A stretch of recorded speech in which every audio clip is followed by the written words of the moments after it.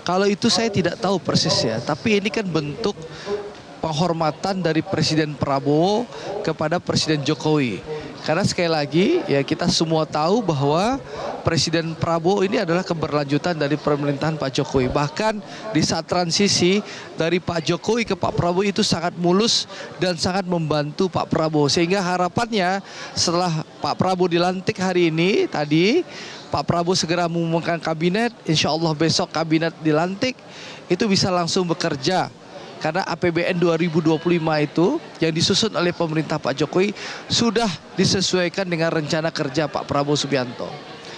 Sehingga saya rasa sangat wajar Pak Prabowo mengantarkan Presiden RI ke-7 Pak Jokowi ke Halim Perdana Kusuma. Karena beliau kita tahu seperti pidato Pak Prabowo tadi di dalam gedung DPR MPR bagaimana Pak Jokowi itu sangat berjasa bagi bangsa dan negara. Dan wajar kalau kita memberikan penghormatan kepada Presiden Indonesia ke-7 Pak Joko Widodo. Sehingga Presiden Indonesia ke-8 mengantar beliau langsung ke Halim Perdana Kusuma. Dan nanti Pak Kapolri dan Panglima TNI ikut di pesawat untuk mengawal langsung Presiden Indonesia ke-7 kembali ke Solo. Baik, bisa dianggap atau dimaknai sebagai bentuk penghormatan begitu ya terhadap Presiden ke-7 Republik Indonesia Joko Widodo. Pak Andre, tapi yang juga tidak kalah menarik, tadi Anda menyinggung soal pengumuman dan juga nanti pelantikan kabinet. Jadi kami mau konfirmasi lagi, tegaskan lagi, pengumumannya malam ini dan dilantiknya besok itu sudah hampir pasti ya? Tadi kan sudah lihat tuh di di Metro TV sendiri sudah diumumkan. Di iklan baris saya itu sudah diumumkan bahwa Pak Dasko sudah menyampaikan bahwa besok akan ada pelantikan menteri. Jadi kalau besok pelantikan menteri kemungkinan besar malam ini akan diumumkan. Kita tunggu sajalah. Karena sekali lagi ini hak prerogatif Presiden. Memang informasi yang kita dapatkan hari ini insya Allah Presiden akan mengumumkan. Besok pagi akan ada pelantikan menteri. Sorenya pelantikan wamen. Lalu selasanya akan ada pelantikan dari kepala badan dan wakil kepala badan. Sehingga tanggal 23 sidang kabinet sudah dimulai dan tanggal 24 direncanakan kabinet ini akan melaksanakan retreat di Magelang nanti ya. Baik.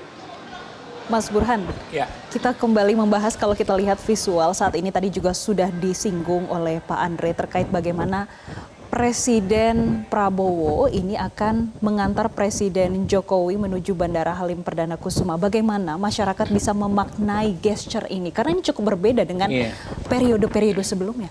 Ya, ini gesture yang sangat positif ya, terutama dalam mengirimkan pesan kepada publik secara umum, termasuk juga kepada dunia internasional bahwa proses transisi kekuasaan berlangsung sangat mulus. Ya. Presiden Prabowo berkenan untuk mengantarkan Presiden ke-7 untuk kembali ke kampung halaman. Ini persis seperti mimpi Pak SBY, Presiden ke-6 ya. Jadi kalau kita flashback ke sebelumnya, Pak SBY pernah mengatakan punya mimpi ya Presiden yang baru terpilih di 2024 itu mengantarkan naik kereta api. Ini versi Pak SBY ya, kereta api ke Solo, kemudian lanjut ke Blitar, konteksnya adalah mengantarkan Ibu Mega, kemudian mengantarkan Pak SBY juga yang tinggal di daerah Ponorogo, jadi turunnya di stasiun Madiun atau Ponorogo mungkin ya, sampai ujung ya. Dan kemudian presiden yang terpilih kembali ke Jakarta.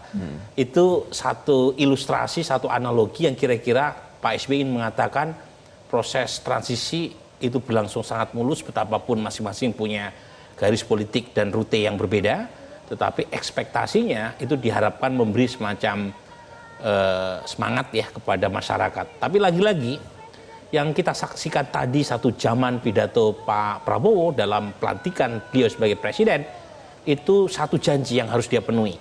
Dan kalau kita ingat Mario Cuomo, itu gubernur New York, dia pernah mengatakan, "You campaign in poetry, but you govern in prose." Kamu berkampanye dengan puisi, tetapi ketika terpilih, kamu memerintah dengan prosa. Artinya, berkampanye menjanjikan sesuatu itu mudah untuk diucapkan. Yang susah adalah mewujudkannya dalam pemerintahan. Karena ada banyak kompleksitas, ada persoalan politik, ya, ada persoalan akomodasi politik, ada persoalan birokrasi yang lambat, ada persoalan detail di situ. yang tentu saja Pak Prabowo langsung hadapi menit pertama sejak dia dilantik sebagai presiden.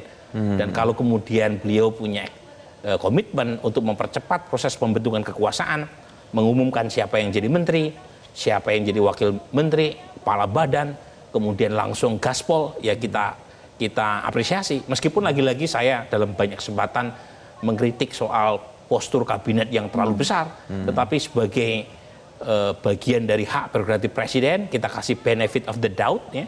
Siapa tahu ekspektasinya sesuai dengan kenyataan. Tetapi kalau misalnya ada kekurangan di sana sini, termasuk soal akomodasi yang terlalu kentara, lebih baik Pak Prabowo masih ada waktu untuk memikirkan.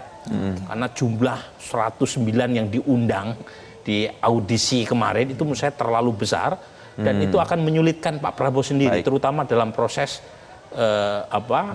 manajemen kekuasaan. Jelajahi cara baru mendapatkan informasi. Download Metro TV Extend sekarang.